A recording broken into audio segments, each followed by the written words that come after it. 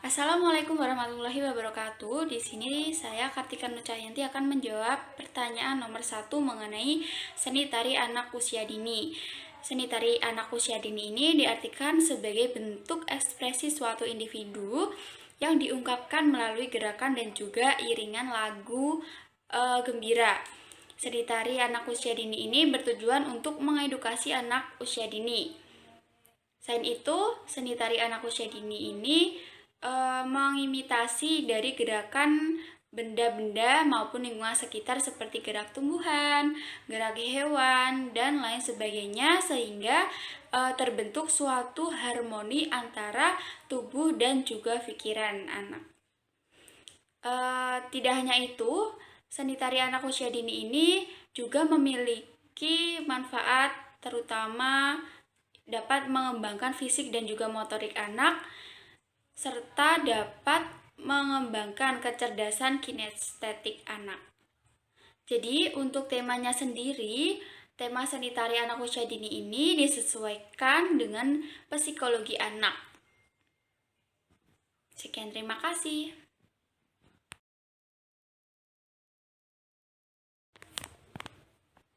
Baik, saya akan menjawab pertanyaan yang nomor 2 mengenai karakteristik gerak anak dalam seni tari. Nah, dalam hal ini ada 3. Yang pertama yaitu gerak menirukan, yang kedua manipulasi, dan yang ketiga ada bersaja. Untuk yang pertama, gerak menirukan. Jadi anak-anak ini senang sekali menirukan hal-hal sesuai dengan yang diamatinya, baik itu visual, audio, visual maupun gerakan yang sesuai dengan kata hatinya. Untuk yang kedua, itu ada gerak manipulasi, yaitu anak-anak secara spontan melakukan gerakan sesuai objek yang diamatinya. Untuk yang ketiga, yaitu ada gerakan bersahaja. Dalam hal ini, anak melakukan gerakan yang sesederhana mungkin dan tidak dibatasi atau apa adanya. Halo, saya akan menjawab pertanyaan mengenai seni tari, yaitu apa yang dimaksud dengan tari anak-anak? Tarian anak-anak adalah sebuah tarian yang mencakup gerakan-gerakan tubuh yang dapat dilakukan anak. Misalnya gerakan kepala, gerakan badan, gerakan tangan, dan juga gerakan kaki. Assalamualaikum, halo. Di sini saya akan menjelaskan poin nomor 5, yaitu mengenai perkembangan motorik apa saja yang dapat dicapai melalui pembelajaran tari.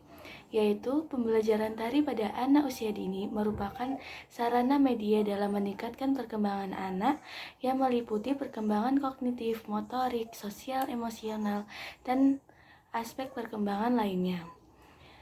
Salah satunya yaitu motorik. Motorik dibagi menjadi 2, yaitu motorik kasar dan motorik halus. Yang pertama yaitu motorik kasar. Motorik kasar adalah keterampilan yang melibatkan gerakan seluruh tubuh. Kegiatan ini yang membutuhkan otot inti seperti lengan dan kaki masuk dalam motorik kasar. Kemampuan untuk duduk, berdiri, berjalan, hingga berlari membutuhkan keterampilan dari motorik kasar. Jika terus dilatih, anak bisa mengembangkan kemampuan tersebut seperti olahraga hingga menari. Yang kedua yaitu motorik halus. Pengertian motorik halus secara umum adalah kemampuan untuk melakukan gerakan dan tugas sehari-hari. Motorik halus dibutuhkan untuk kegiatan yang membutuhkan otot halus atau intrinsik pada tangan. Otot-otot tersebut berperan penting dalam kegiatan yang berhubungan dengan tangan dan jari. Berikutnya saya akan menjelaskan poin nomor 6, yaitu berikan contoh gerakan motorik. Perkembangan motorik adalah proses perkembangan gerak pada anak. Pada umumnya, gerakan tersebut didasari oleh kematangan fisik dan saraf pada anak. Perkembangan motorik dibagi menjadi 2 macam, yaitu perkembangan motorik kasar dan motorik halus. Berikut adalah gambar dari contoh motorik kasar dan motorik halus.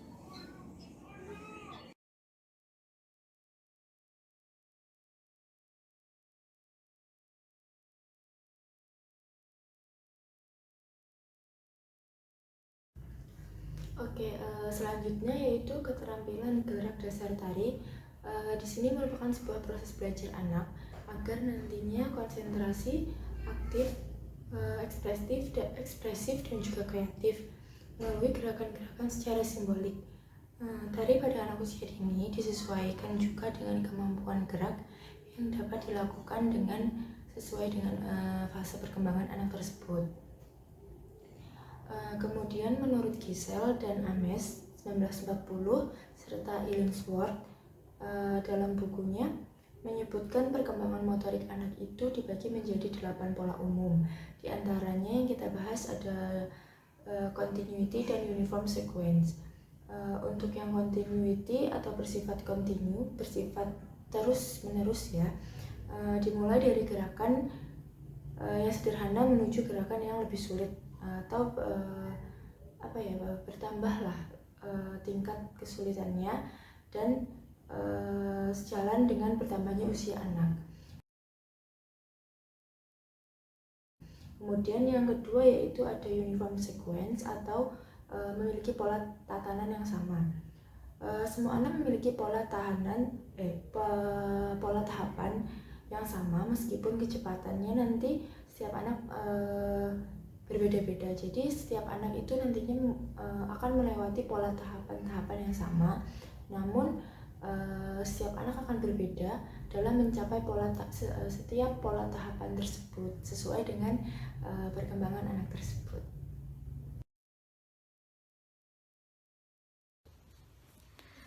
Baik, di sini saya akan melanjutkan menjelaskan tentang pengertian dari maturity. Menurut Kamus Bahasa Inggris Terjemahan Indonesia, arti kata maturity adalah kematangan, kesempurnaan, atau kemasakan.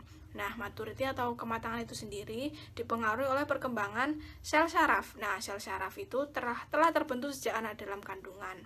Tetapi, proses perkembangannya masih terus berlangsung hingga beberapa tahun kemudian.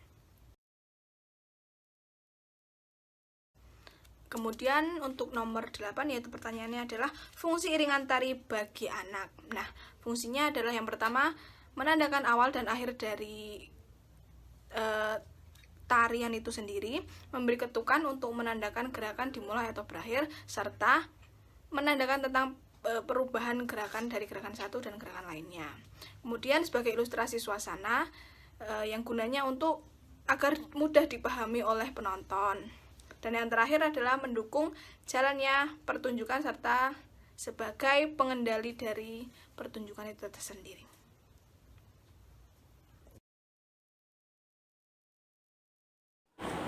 Bismillahirrahmanirrahim. Assalamualaikum warahmatullahi wabarakatuh. Halo teman-teman semuanya, sebelumnya perkenalkan nama saya Siti Sarah dari Pendidikan Islam Anak Usia Dini UIN Sunan Kalijaga Yogyakarta. Nah, pada kesempatan kali ini saya akan menyambung pembahasan dari teman-teman saya yang tadi bahwa kami adalah kelompok 3 dan di sini saya akan menjelaskan mengenai poin yang ke-9 dan 10. Nah, sebelumnya kita akan membahas mengenai yang pertama adalah bagaimana sih cara pembelajaran seni tari untuk anak luar biasa dan anak yang biasa, dan apakah ada perbedaan di antara keduanya ataukah tidak seperti itu. Nah, kemudian yang kedua adalah metode yang tepat untuk pembelajaran seni tari. Yang pertama kita akan membahas bagaimana sih cara pembelajaran seni tari untuk anak luar biasa dan anak yang biasa. Nah, tentunya ada perbedaan di sini yang sangat signifikan ya, yang dimana anak yang luar biasa dengan anak yang biasa ini sangatlah berbeda. Anak yang luar biasa memiliki atau membutuhkan porsi lebih daripada anak yang biasa. Anak yang luar biasa ini membutuhkan porsi pendidikan yang lebih, pendidikan yang khusus daripada anak yang biasa. Nah, di mana kalau misalnya anak yang biasa ini guru bisa mengajarinya seperti biasa, seperti anak-anak yang biasa. Seperti guru dapat menceritakan terlebih dahulu apa itu tari, bagaimana cara untuk menari, kemudian mendemonstrasikan tarinya, kemudian guru dapat menunjuk anak untuk menari ke depan ketika anak sudah mengetahui apa itu tari, terus kemudian kita bisa memberikan pertanyaan-pertanyaan tarinya itu seperti apa yang disebut dengan tari, kayak untuk mengasah kognitif, kemudian untuk mengasah bahasanya, misalkan anak menceritakan tari di depan teman-temannya, kemudian untuk mengasah sosial emosionalnya, bergantian untuk menari ataupun bergantian dengan sabar seperti itu.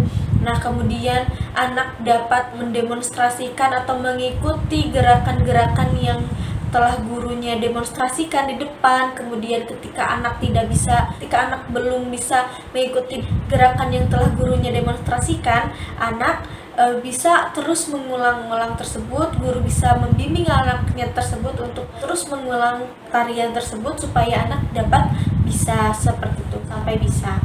Nah, seperti itu. Nah, ketika kita singgungkan dengan anak yang luar biasa, nah, di mana anak yang luar biasa ini memiliki pendidikan atau memiliki pendidikan yang khusus ataupun memerlukan pendidikan yang khusus, penanganan yang khusus untuk siswa ini bisa dapat menari atau siswa ini dapat mengikuti pembelajaran seni tari.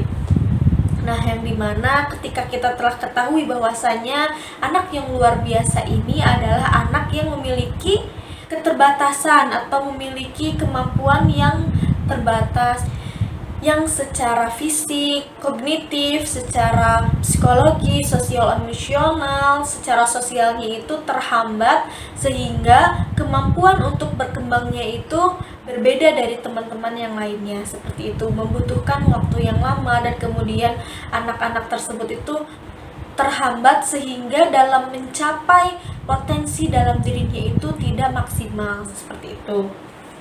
Nah, yang termasuk ke dalam anak yang luar biasa ini adalah tunarungu, tunanetra, tunagrahita, tunadaksa, tunalaras, kesulitan belajar, gangguan perilaku, kemudian ada anak yang memiliki gangguan kesehatan, dan yang terakhir ada anak berbakat, seperti itu.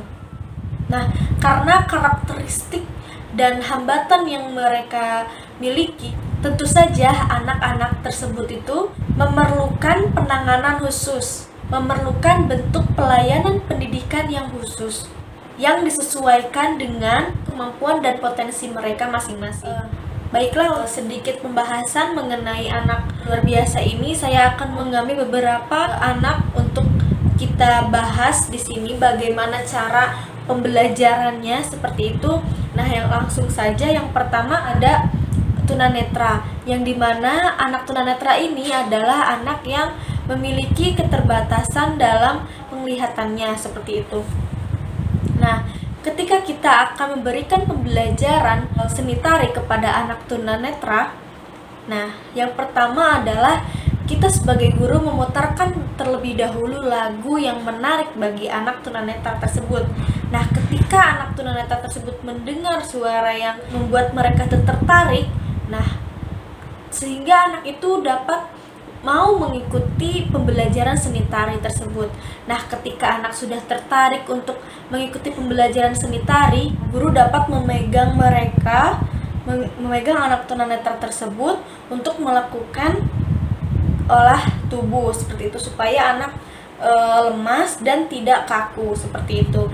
Kemudian guru mengajarkan satu persatu gerakan, misalnya dimulai dari kepala, apakah kepala itu mau dimiringkan ke kanan maupun ke kiri, kemudian tangannya, apakah tangan itu ke atas atau ke bawah, ke kanan maupun ke kiri, kemudian bisa langsung ke kaki, apakah kaki itu melangkah ke kanan apa ke kiri, seperti itu.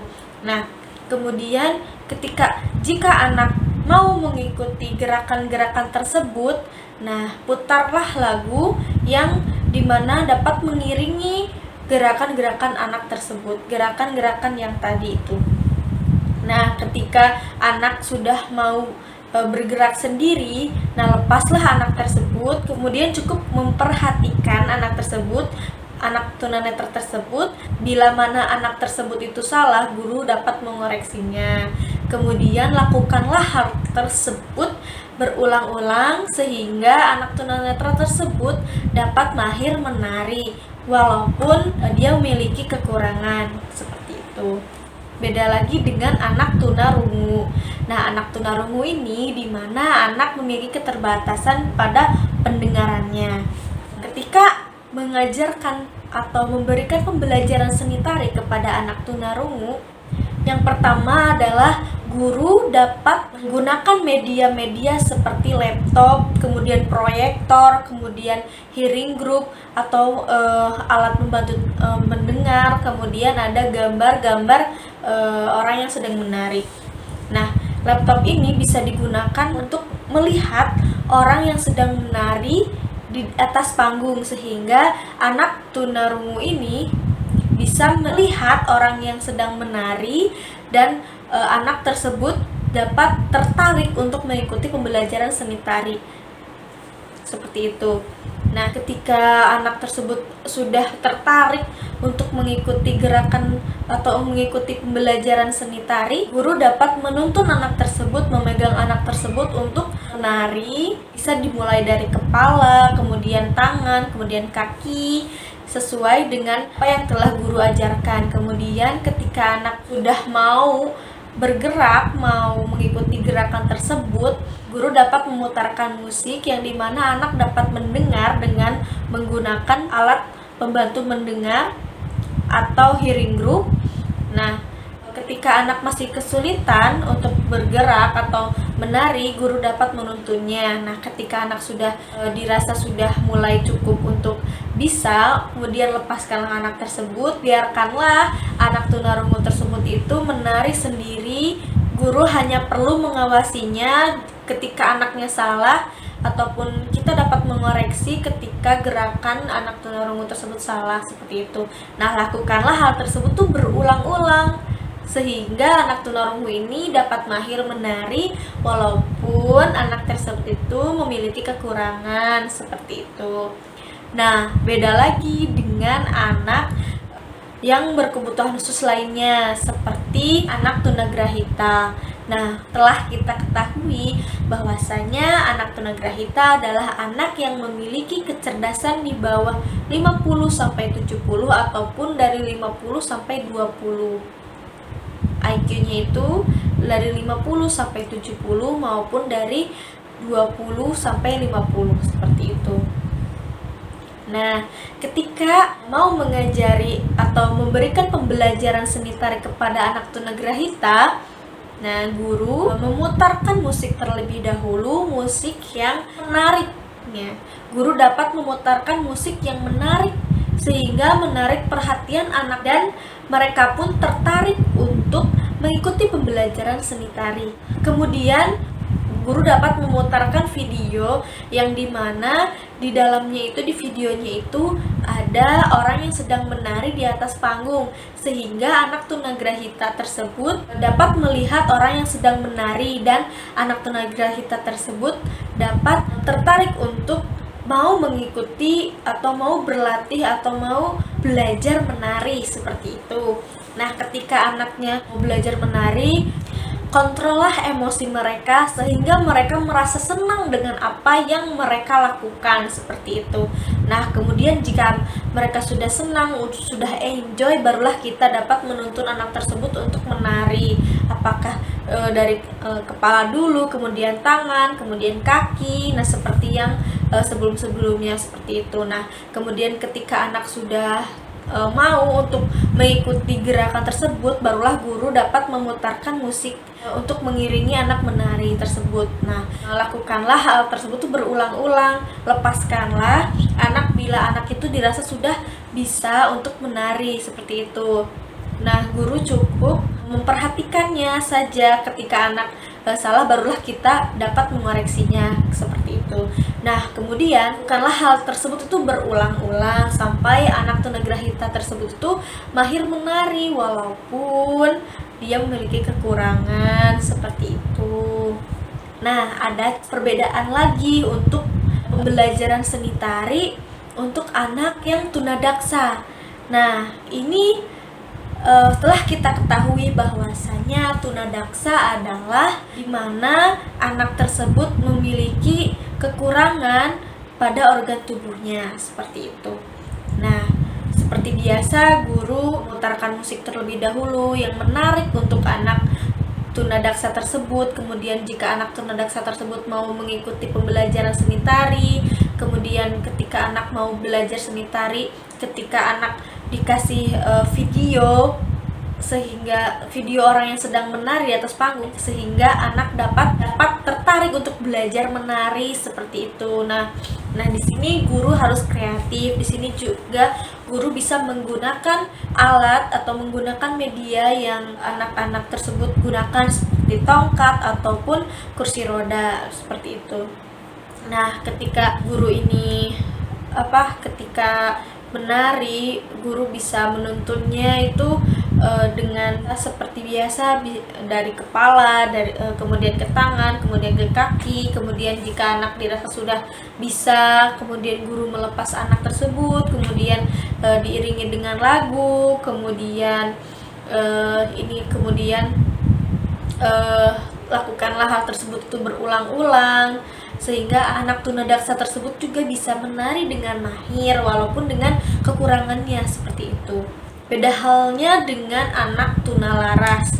Nah, tunalaras ini kita bisa beda jauh dengan anak tunagrahita, seperti itu. Nah, anak tunalaras ini dimana anak memiliki gangguan emosional.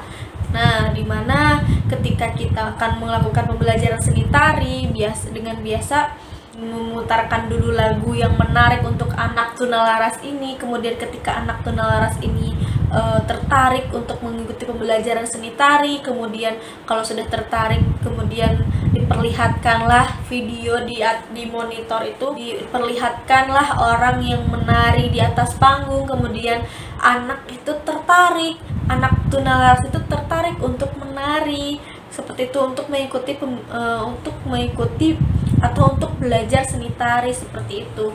Nah, di sini kita tekankan sekali lagi, karena anak tunalaras ini emosinya itu tidak stabil, jadi pastikan guru itu harus mengontrol emosi anak tersebut, sehingga anak tersebut itu merasa senang, merasa happy dengan apa yang dilakukannya, seperti itu. Nah, kemudian setelah itu tuntunlah anak untuk bergerak menari, untuk melakukan peregangan, olah tubuh, kemudian bisa melakukan pembelajaran tarinya itu, misalkan untuk melakukan gerakan tarinya itu dari kepala, kemudian dari tangan, kemudian ke kakinya. Kemudian jika anak dirasa sudah mau melakukan atau menggerakkan tangan atau mau menari, nah barulah putarlah musiknya itu untuk mengiringi tarian anak tersebut. Kemudian lepaslah anak tersebut untuk melakukan tarian sendiri, seperti itu, sehingga guru hanya mengasihinya saja. Dan ketika anak tunalaras tersebut itu ada kesalahan dan keliruan dalam menari, barulah kita bisa mengoreksinya. Nah, lakukanlah hal tersebut itu berulang-ulang, sehingga anak tunalaras ini dapat mahir untuk menari walaupun dia memiliki kekurangan, seperti itu. Nah, ini yang terakhir saja ya. Yang terakhir adalah anak yang memiliki kecerdasan yang luar biasa, atau kita bisa sebutnya adalah anak yang berbakat, yang dimana anak berbakat ini memiliki kecerdasan yang di atas rata-rata, seperti itu. Dimana anak yang memiliki kecerdasan di atas rata-rata ini, kecerdasan yang luar biasa ini, anak itu dapat dilatih oleh orang-orang yang profesional, seperti itu, karena anak membutuhkan porsi lebih dari teman-teman yang lainnya, seperti itu. Nah, kita mau mengajari atau memberikan pembelajaran seni tari kepada anak berbakat ini, kita bisa memutar dulu musik atau lagu yang menarik, sehingga anak berbakat ini dapat tertarik untuk mengikuti pembelajaran seni tari, kemudian perlihatkanlah video orang yang sedang menari di atas panggung sehingga anak berbakat ini mau atau tertarik untuk mengikuti atau untuk belajar seni tari, seperti itu.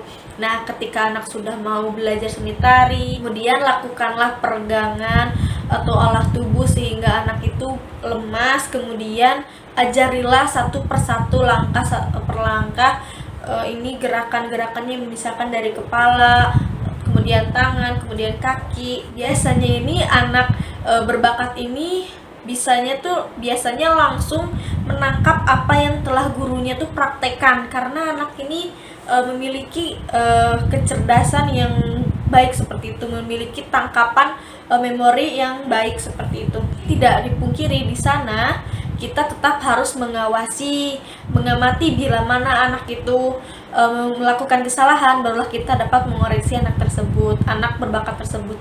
Nah, lakukanlah hal tersebut itu berulang-ulang. Anak itu dapat menjadi mahir dalam menari seperti itu. Walaupun dia telah memiliki kelebihan yang luar biasa seperti itu, ditambah lagi dengan dia dapat menari dengan luas seperti itu. Itu saja mungkin dari penjelasan bagaimana cara pembelajaran seni tari untuk anak luar biasa dan pembelajaran seni tari untuk anak yang biasa. Tentunya sangat signifikan sekali ya perbedaan. Kemudian yang kedua adalah metode. Apa sih metode yang tepat untuk mengajari untuk pembelajaran seni tari untuk anak? Nah, menurut kami metode yang tepat untuk pembelajaran seni tari adalah, ataupun pembelajaran yang lainnya, adalah pembelajaran yang sesuai dengan yang dibutuhkan oleh anak, seperti itu.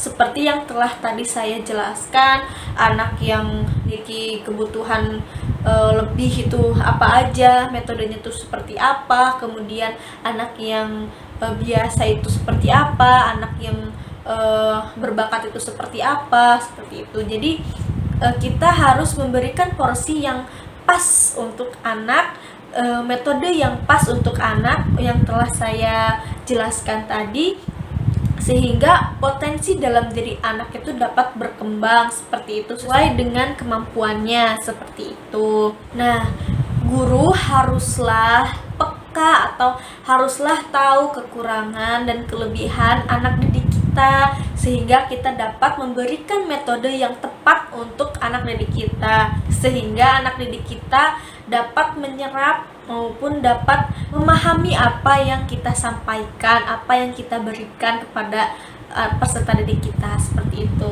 Nah, sekian dari saya, kurang lebihnya mohon maaf. Wallahul muwaffiq ila aqwamit thoriq. Wassalamualaikum warahmatullahi wabarakatuh.